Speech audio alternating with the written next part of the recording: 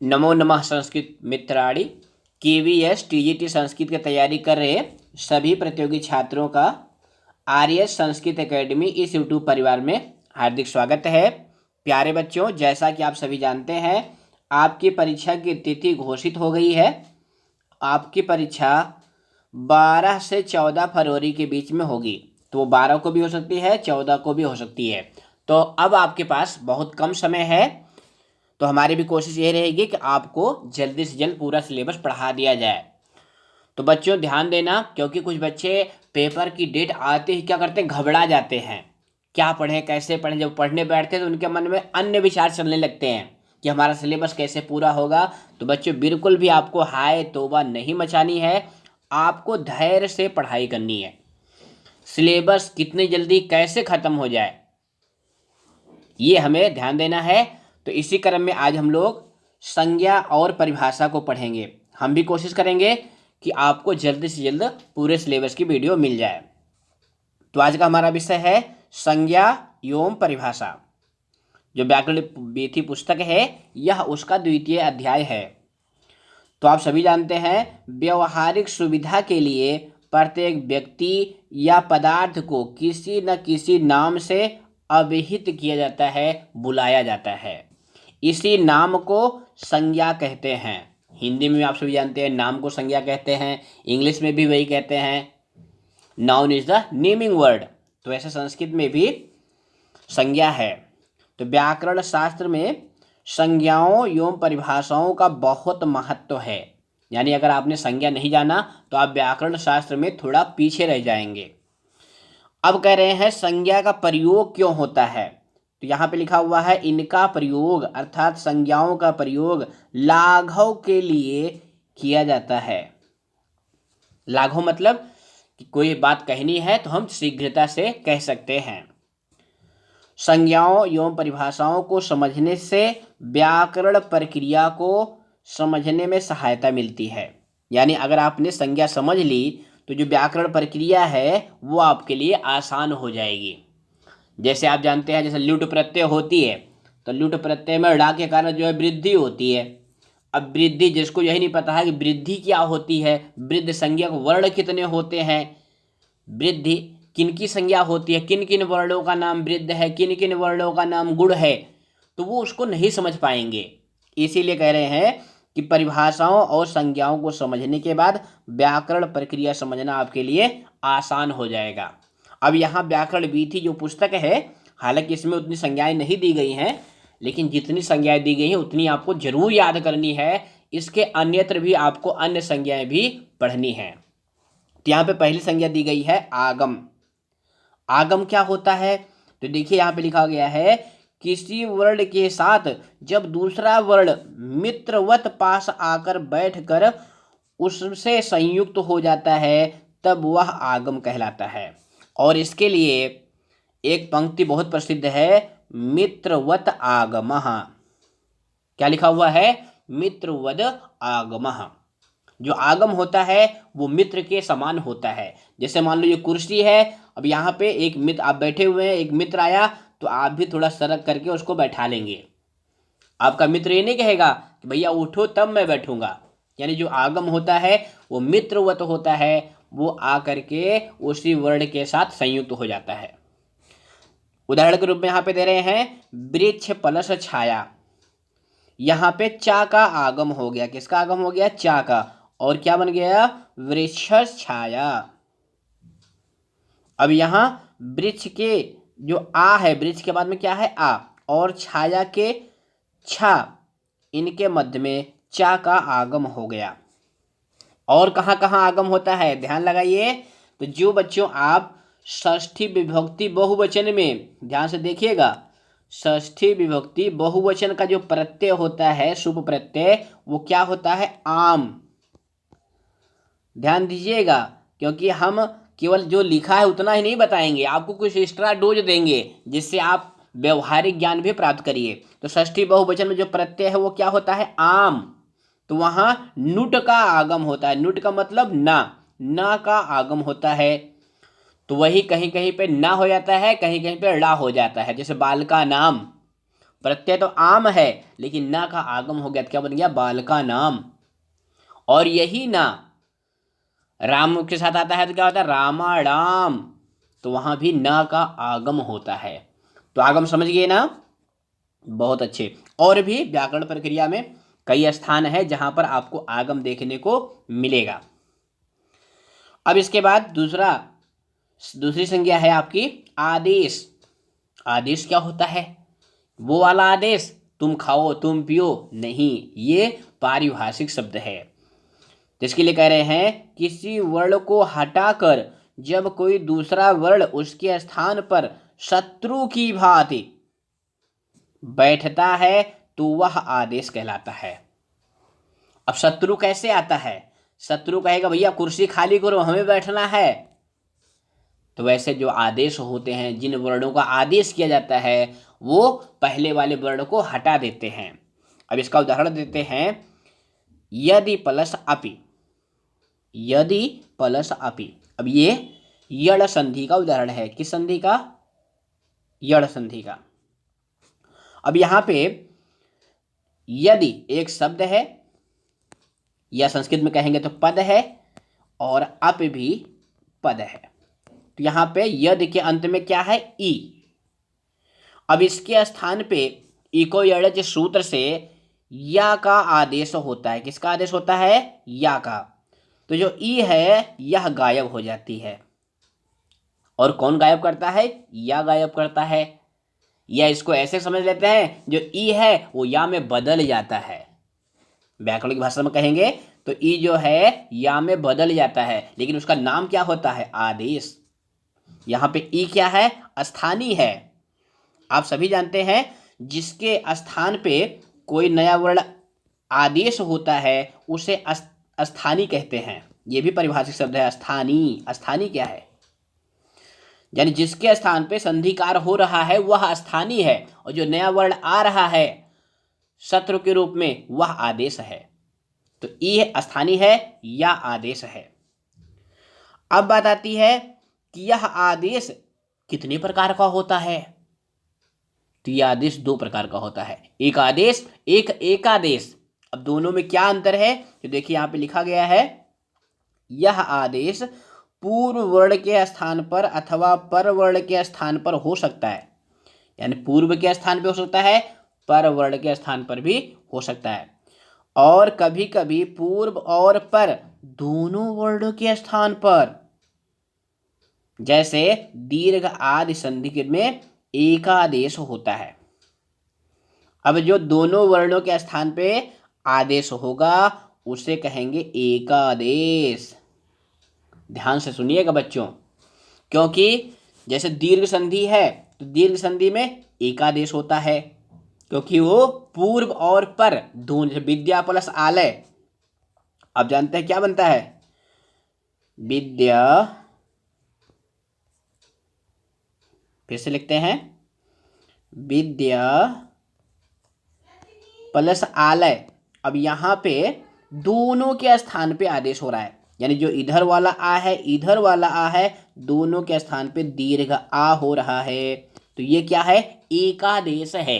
जब दो के स्थान पर एक आदेश होता है तो वह एकादेश कहलाता है, और जब एक स्थानीय के स्थान पर एक आदेश होता है तो वह आदेश कहलाता है। जैसे यण संधि में आपने देखा यहाँ पे यदि प्लस अपि, यहाँ ई के स्थान पे या का आदेश हुआ है, लेकिन दीर्घ संधि में एकादेश होता है। इसी तरह से और किस संधि में एकादेश होता है, गुण संधि में एकादेश होता है, वृद्ध संधि में एकादेश होता है, और पूर्व रूप पर रूप इन दोनों संधियों में भी एकादेश होता है। एचो अयवा यावह यानी आयादि संधि में आदेश होता है, क्योंकि वहां जो प्रथम शब्द है या प्रथम पद है उसके अंतिम वर्ण के स्थान पर ही अय औ इत्यादि आदेश होते हैं। तो आपने देखा कि यड़ संधि और आयादि संधि, ये छोटी छोटी बातें हैं, व्यवहारिक बातें हैं, इनका भी आपको ज्ञान होना चाहिए, क्योंकि पेपर में आप कभी कभी ये होता है कि हम कठिन कठिन पढ़ते रहते हैं और पेपर में इतना सरल पूछ लेता है कि उसमें हम कंफ्यूज हो जाते हैं क्या हो सकता है। तो यड़ और अयादि इन दोनों में आदेश होते हैं, दीर्घ में, गुण में, वृद्धि में, पूर्व रूप में, पर रूप में, इन सब में एकादेश होता है। तो आप आदेश भी समझ गए और एकादेश भी समझ गए। एक बात और, आदेश को कहते हैं शत्रुवत आदेशः। जो आदेश होता है वो शत्रु के समान होता है। अब यहाँ पे बच्चों जो ये पंक्ति लिखी गई है शत्रुवत आदेशः, इसमें जसत्व संधि है। कौन संधि है? जसत्व संधि है। इसका विच्छेद पद होगा, ध्यान से देखिएगा, क्योंकि जहां जहां हमें संधि मिलेगी वहां वहां हम आपका मार्गदर्शन करते रहेंगे। शत्रुवत प्लस आदेशः, क्या बनेगा? शत्रुवत प्लस आदेशः। अब यहाँ ता जो है दा में बदल गया है। किस सूत्र से? झलाम जसो अंते। जसत्व संधि का दो सूत्र है, झलाम जसो अंते और झलाम जस झसी। तो यहाँ पे झलाम जसो अंते से दा ता जो है दा में बदल गया है। तो आदेश एकादेश समझ गए। इसके बाद बहुत महत्वपूर्ण संज्ञा है जिसका नाम है उपधा। ये व्याकरण समझने की दृष्टि से भी और पेपर की दृष्टि से बहुत महत्वपूर्ण है। तो सर्वप्रथम इसका हम सूत्र देखते हैं, क्योंकि ये पेपर में इसका सूत्र बहुत पूछा जाता है। तो इसका सूत्र है आलो अंत्यात पूर्व उपधा। आलो अंत्यात पूर्व उपधा। अब सूत्र में देखिएगा, क्योंकि कभी कभी आपको परिभाषा ना याद हो कोई दिक्कत नहीं, अगर सूत्र याद हो गया तो आप परिभाषा बता सकते हैं।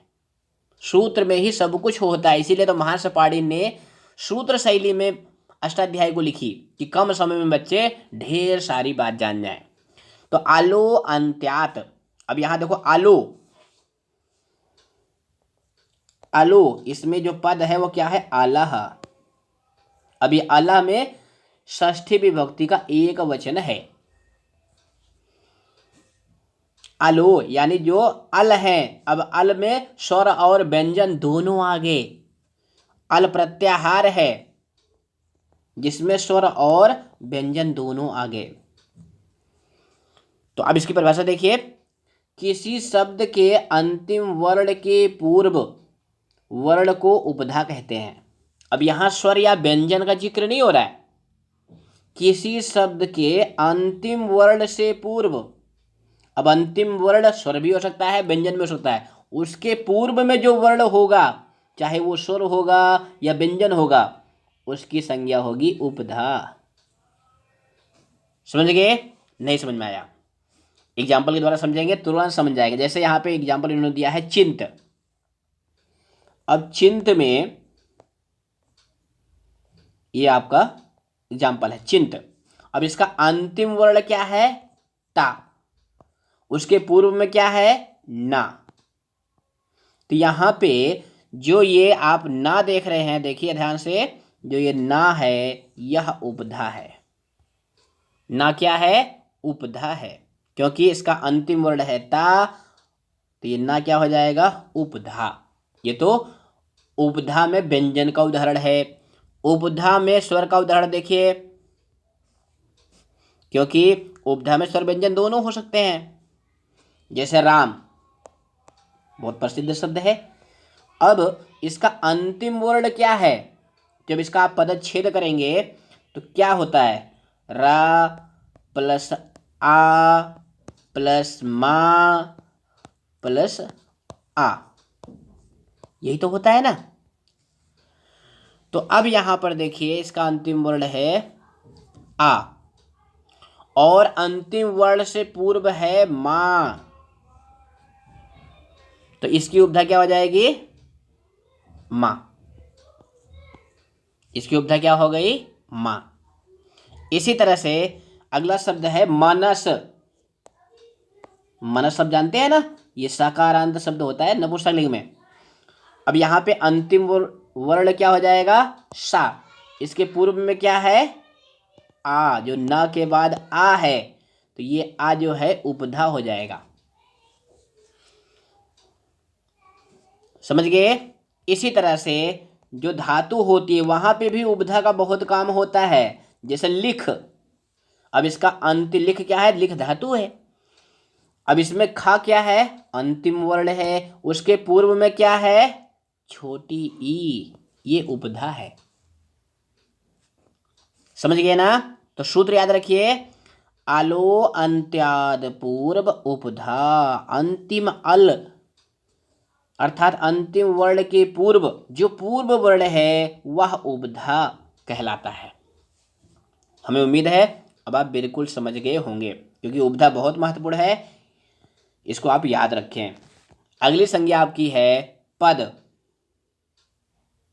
और इसका सूत्र है सुप्तिगंतम पदम।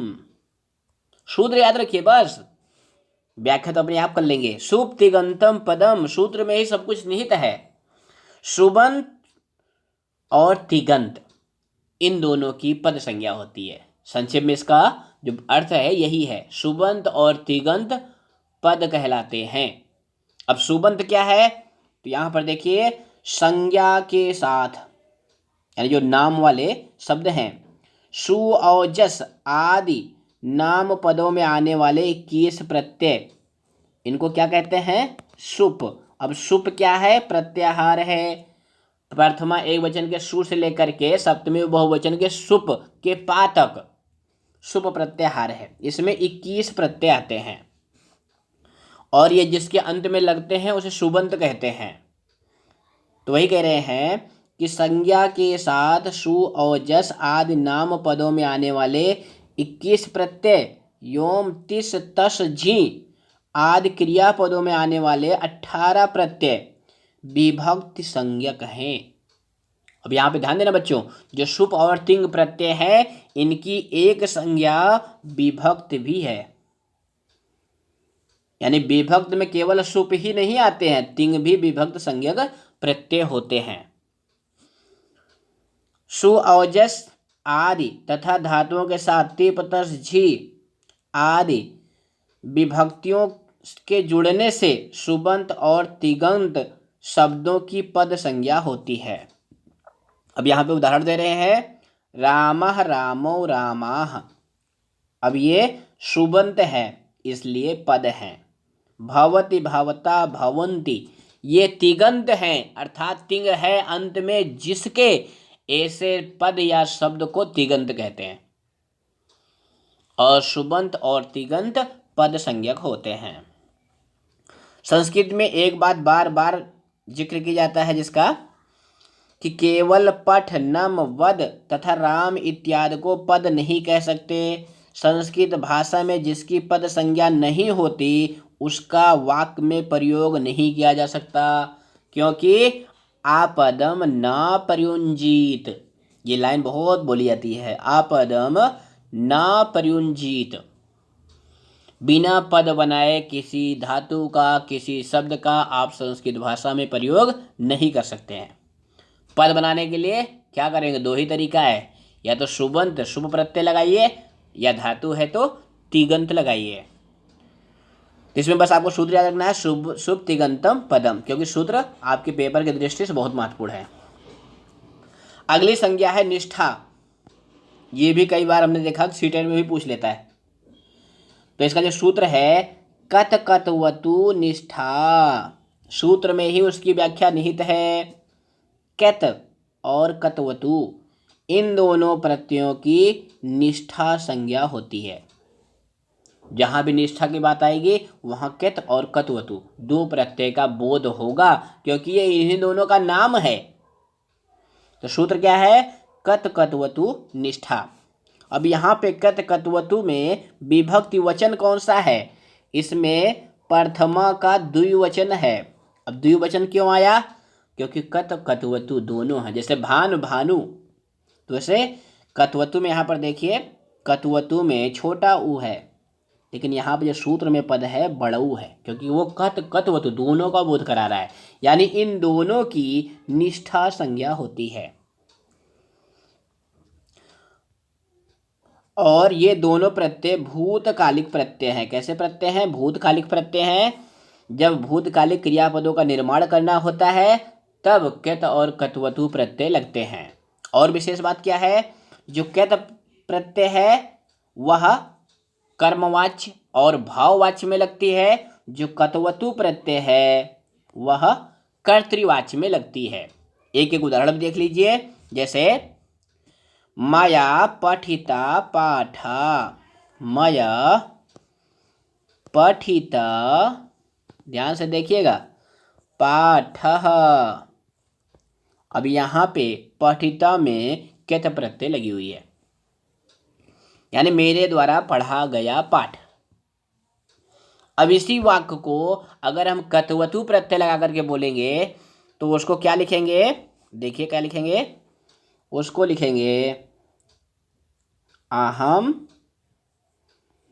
पाठम पठितवान।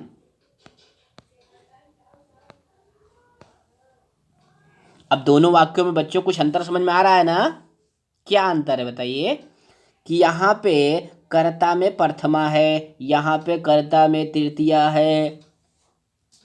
क्यों? क्योंकि ये जो है ये कर्मवाच्य का वाक्य है, मया पठिता पाठा, इसीलिए पाठा जो कर्म है वो प्रथमा में है, और ये जो पठिता है यह कर्म के विशेषण के रूप में है, इसलिए पुल्लिंग में है। अगर पाठा पे कथा होती तो यहाँ पे पठिता आ जाती, मात्रा आ जाती, और यहाँ पे अहम पाठम पठितवान। अब इससे क्या पता चला कि जो पढ़ने वाला है वो बालक है। अगर बालिका इसी वाक्य को बोलेगी तो क्या कहेगी, अहम पाठम पठितवती। ध्यान दीजिएगा बच्चों, इसी वाक्य को अगर बालिका बोलेगी तो क्या कहेगी, अहम पाठम पठितवती, मैंने पाठ को पढ़ लिया। तो ये सब हम कत और कत्वतु प्रत्यय का जब विशेष चर्चा करेंगे उस वीडियो में बताएंगे आपको। यहाँ पे बस इतना ही आपको जानना था। तो कत कत्वतु की संज्ञा क्या है, निष्ठा। अब दो प्रत्ययों की बात आई है तो हम कुछ और दो प्रत्यय वाली जो संज्ञा है उनको भी आपको बता देते हैं, क्योंकि वो भी पेपर की दृष्टि से महत्वपूर्ण हैं। जैसे आप जानते हैं तौसत एक सूत्र है, क्योंकि हमारा काम जो है केवल व्याकरण विधि को पढ़ाना नहीं है, हमारा काम KVS में आपका सिलेक्शन कराना है। तो एक सूत्र है तौसत, तौसत, ये कैसा सूत्र है, संज्ञा सूत्र है। क्या, कौन सा संज्ञा करता है, सत संज्ञा करता है। क्या संज्ञा करता है, सत। सत किसकी संज्ञा होती है, तो उसके लिए कहते हैं शर्त सानचौ। जो शर्तरी प्रत्यय हैं और सानच प्रत्यय हैं उन दोनों की संज्ञा क्या होती है, सत। किस सूत्र से, तौ सत से, क्योंकि यहाँ पे निष्ठा आई है कत्वतु प्रत्यय के लिए, तो आपको सत भी जानना जरूरी है कि सत किसकी संज्ञा है। तो सत संज्ञा है शर्तरी और सानच दो प्रत्यय की। समझ गए ना? इसके बाद एक संज्ञा और है घा संज्ञा, क्योंकि घा संज्ञा भी कई बार हमने देखा है कि यूपी टेट में पूछा गया है। आपने भी अगर यूपी टेट का पेपर दिया होगा तो उसमें देखा होगा कि यूपी टेट में पूछा गया है कि घा संज्ञा किसकी होती है। तो उसके लिए एक सूत्र है तरप तमापौ घा। कौन सी संज्ञा है, तरप, तरप तमपौ, तरप तमपौ घा, ये सूत्र है। यानी तरप और तमप इन दोनों प्रत्ययों की घा संज्ञा होती है, क्योंकि यहाँ दो दो प्रत्ययों की संज्ञा हो रही ना, इसीलिए हम आपको घा भी बता रहे हैं कि घा संज्ञा किसकी होती है, तरप और तमप की। सूत्र क्या है, तरप तमपौ घा।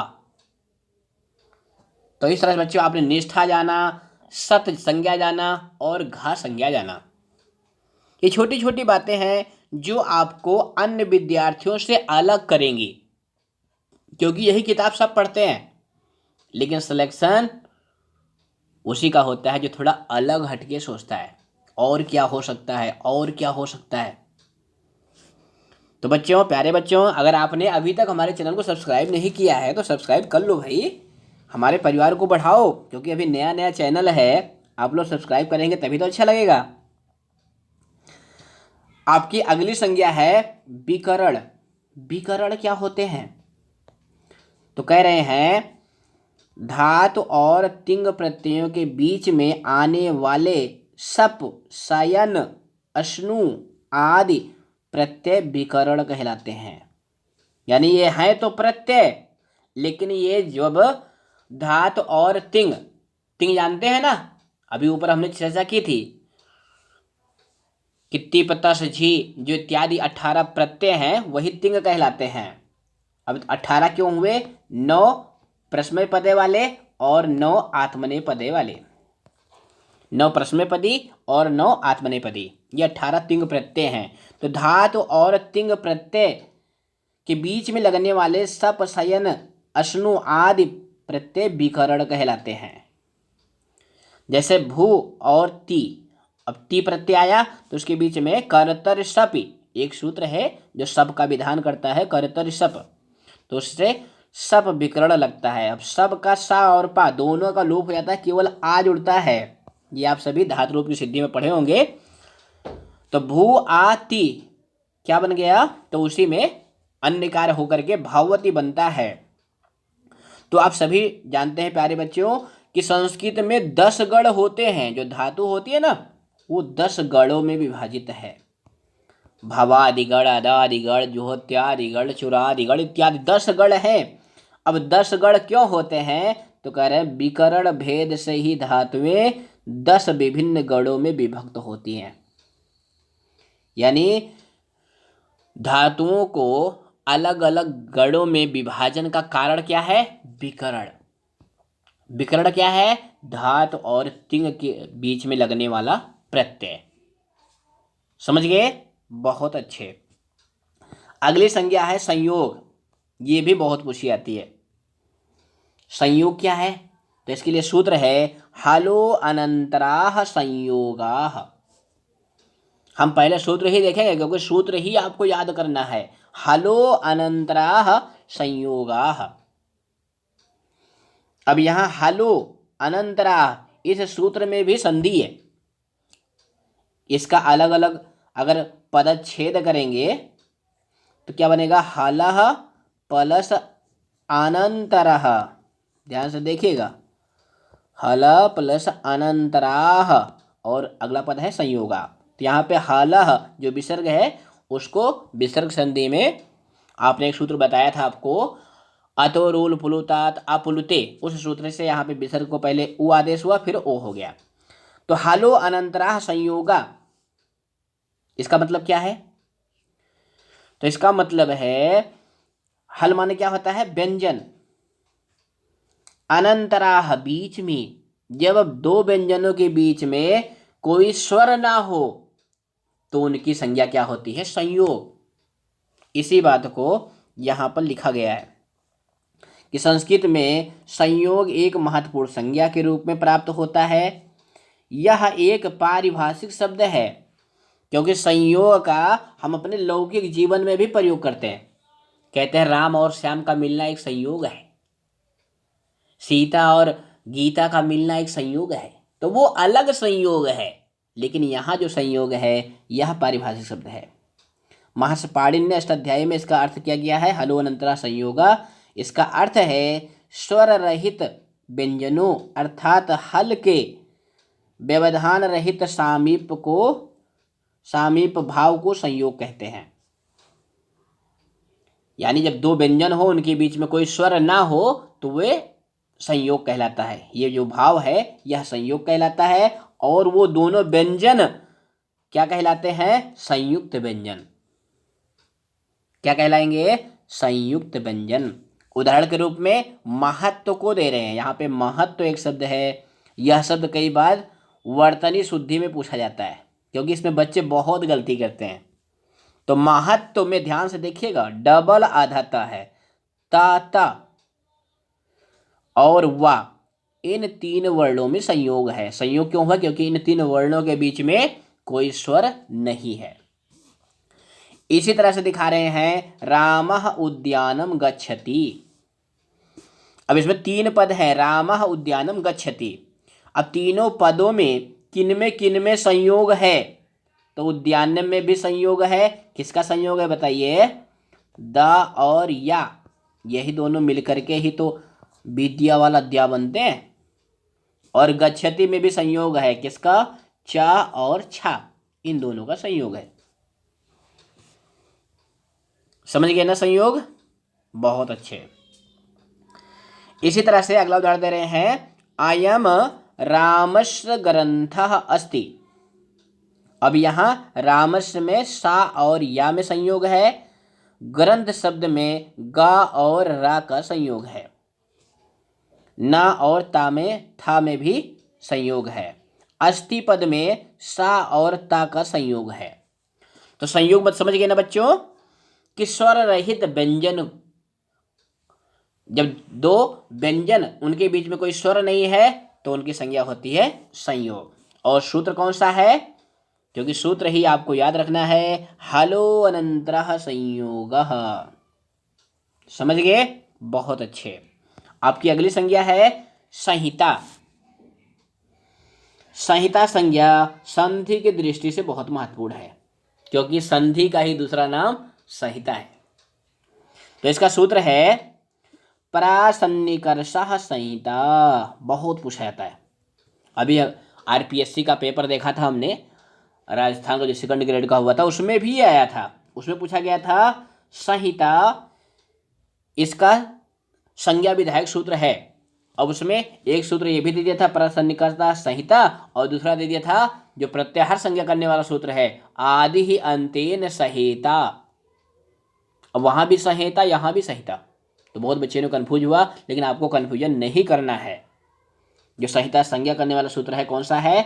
परः सन्निकर्षः संहिता। इसका अर्थ होता है सूत्र का, वर्णों के अत्यंत सामीप अर्थात व्यवधान रहित सामीप को संहिता कहते हैं।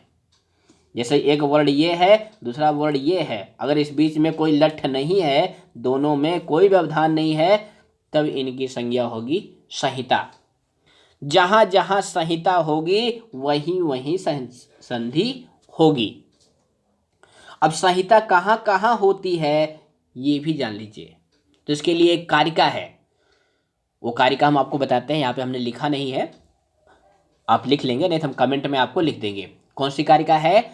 संहिता एक पदे नित्या, नित्या धातु उपसर्गयो, नित्या समासे वाक्ये तो सा विवक्षाम अपेक्षते। तो कहते हैं संहिता एक पदे नित्या, संहिता एक पद में, यानी एक पद में संहिता यानी संधि करना अनिवार्य है। संहिता का ही दूसरा नाम संधि है, बार बार बता रहे हैं, संहिता का ही दूसरा नाम संधि है। तो संधि कहाँ अनिवार्य है? एक पद में। नित्या धातु उपसर्गयो, पहला स्थान यह हो गया, दूसरा स्थान है धातु उपसर्गयो। धातु और उपसर्ग में, जब धातु और उपसर्ग, हालांकि यहाँ पे हम उल्टा लिख रहे हैं, पहले उपसर्ग आता है फिर धातु आती है, तो कह रहे हैं उपसर्ग और धातु इन दोनों के बीच में भी संहिता नित्य है। नित्या समासे, और समास में तीन जगह संहिता नित्य है। कहाँ कहाँ? एक पद में, उपसर्ग और धातु में, समास में, तीन जगह संहिता नित्य है। आपको संधि करना अनिवार्य है। वाक्ये तु विवक्षाम अपेक्षते, वाक्य में वक्ता की इच्छा पर निर्भर करता है कि वो संधि करे या ना करे। समझ गए ना? तो आप संहिता सूत्र भी जान गए, संहिता कहाँ कहाँ पर अनिवार्य है ये भी जान गए। आपकी अंतिम संज्ञा है संप्रसारण। ये भी बहुत महत्वपूर्ण है, इसलिए नहीं कि पेपर में आता है, इसलिए कि जब आप शब्द रूप सिद्धि करते हैं तो जो आपका स्वन, स्वन माने क्या होता है? कुत्ता, नकारांत पुल्लिंग शब्द है। तो जब स्वन का रूप सिद्ध करते हैं ना, तब वहां पे संप्रसारण बहुत काम आता है। दूसरा शब्द है विद्वस। विद्वस, विद्वस शब्द जो है ये भी सकारांत पुल्लिंग शब्द है। इसके भी जब रूप सिद्ध होते हैं तो वहां भी संप्रसारण बहुत काम आता है। जिन बच्चों को संप्रसारण नहीं आता है ना, वो स्वन और विद्वस का रूप समझ ही नहीं सकते। तो इसलिए संप्रसारण बहुत जरूरी है। तो संप्रसारण क्या है, तो कह रहे हैं इगयणः संप्रसारणम। ध्यान से सुनिएगा, इगयणः संप्रसारणम। अब यहां इग, इग का मतलब क्या है, इक,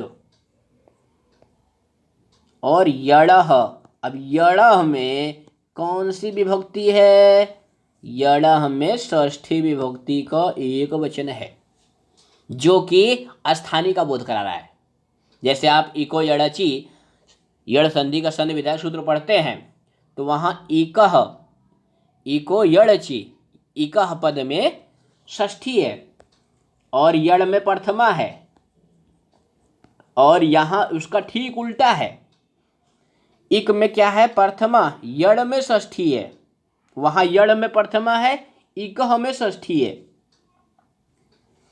तो यण संधि कहती है इक के स्थान पर यण हो जाए, संप्रसारण क्या करता है, ठीक उल्टा कर देता है। देखिए यहाँ पे लिखा गया है यण या व रा के स्थान पर इक ई उ री लिरी के प्रयोग को संप्रसारण करते हैं, यानी या के स्थान पे ई हो जाए, वा के स्थान पर उ हो जाए, री रा के स्थान पे री हो जाए, लिरी के स्थान पे ला हो जाए, ओ क्षमताम, ला के स्थान पर लिरी हो जाए। तो इसको क्या कहते हैं, संप्रसारण। और सूत्र कौन सा है, इगयणः संप्रसारणम। अब ध्यान दो बच्चों, जो आपका स्वन शब्द है इसका रूप बच्चे बहुत गलती करते हैं। क्या रूप होता है इसका बताइए, स्वा स्वानौ स्वानः, प्रथमा का एक वचन बनता है स्वा, स्वा स्वानौ स्वाना, प्रथमा बहुवचन क्या बनता है, स्वानः, स्वा स्वानौ स्वानः। और द्वितीय का एक वचन में क्या बनता है, स्वानम स्वानो। अब देखिए द्वितीय के बहुवचन में क्या बनता है, सुनः। यही तो बच्चे गोता खा जाते हैं, अच्छे अच्छे इसमें ढुनमुनी खा जाते हैं। ढुनमुनी जानते हैं ना, बचपन में बच्चे खाते हैं बिस्तर पे। तो यहाँ पे जो स्वन है, जो स्वन है, मूल शब्द स्वन, स्वन माने क्या होता है, कुत्ता। अब इसे कुत्ता यानी स्वन जो शब्द है द्वितीय बहुवचन में बन गया सुना। अब कुछ बच्चे कहेंगे सर जी ये स्वन सुना में कैसे हो गया, तो यहाँ पे ये सूत्र काम आएगा, इगयणः संप्रसारणम। एक सूत्र है जिसके द्वारा जो है संप्रसारण हो गया। अब यहाँ पे देखिए जो वा है, स्वन शब्द का जो वा है, ये संप्रसारण के द्वारा उ में बदल गया, देख रहे हैं ना। तो सा में उ लग गया, सु पूरा हो गया, और ना और विसर्ग सुना। तो छोटी छोटी बातें हैं जो पेपर में बहुत काम आती हैं। ये सुना का जो शब्द रूप है ये बहुत पूछा जाता है। इसी तरह से विद्वस का बनता है विदुषा, ये भी बहुत पूछा जाता है। द्वितीय बहुवचन में क्या बनता है, विदुषा, विदुषा। अभी विदुषा कैसे बना है, जो आपका विद्वस है, जो आपका विद्वस शब्द है, देखिए भैया विद्वस, तो यहां पे वा है, तो वा को संप्रसारण हो जाता है, तो वा किस में बदल जाता है, छोटा ऊ में। तो जो छोटा ऊ होता है तो वह जो है दा में लग जाता है छोटा ऊ, तो ये छोटा ऊ हो गया। अब छोटा ऊ के बाद जो है जो दंती सा था विद्वत शब्द में, वह मूर्धन्य हो जाता है। तो दंती सा को मूर्धन्य कौन सा सूत्र कहता है, आदेश प्रत्ययो, एक सूत्र है, उस सूत्र से यहाँ पे विदुषा में मूर्धन्य हो गया और आपका बनता है विदुषा। तो सुना और विदुषा ये दोनों बहुत पूछे जाते हैं, दोनों में द्वितीय विभक्ति का बहुवचन है। तो इस तरह बच्चों आप संज्ञा पढ़िए, साथ ही साथ कहाँ पे उसका प्रयोग करना है ये भी थोड़ा मन में बैठाए रखिए। अब हम अंत में व्याकरण वीथी पुस्तक में जो अभ्यास दिए गए हैं उसको कर लेते हैं। हालांकि टाइम ज़्यादा हो गया है लेकिन जल्दी जल्दी कर लेते हैं, कोई बात नहीं।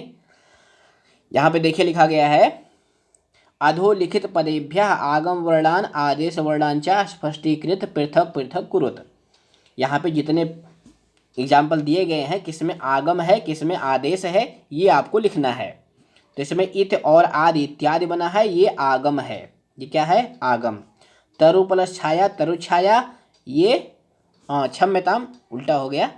यहाँ पे देखिए इत प्लस आदि, जल्दी के चक्कर में कुछ गलत हो ही जाता है, तो पेपर में आप बिल्कुल जल्दी नहीं करेंगे। तो यहाँ पे इत प्लस आदि, यहाँ पे आदेश का ये उदाहरण है।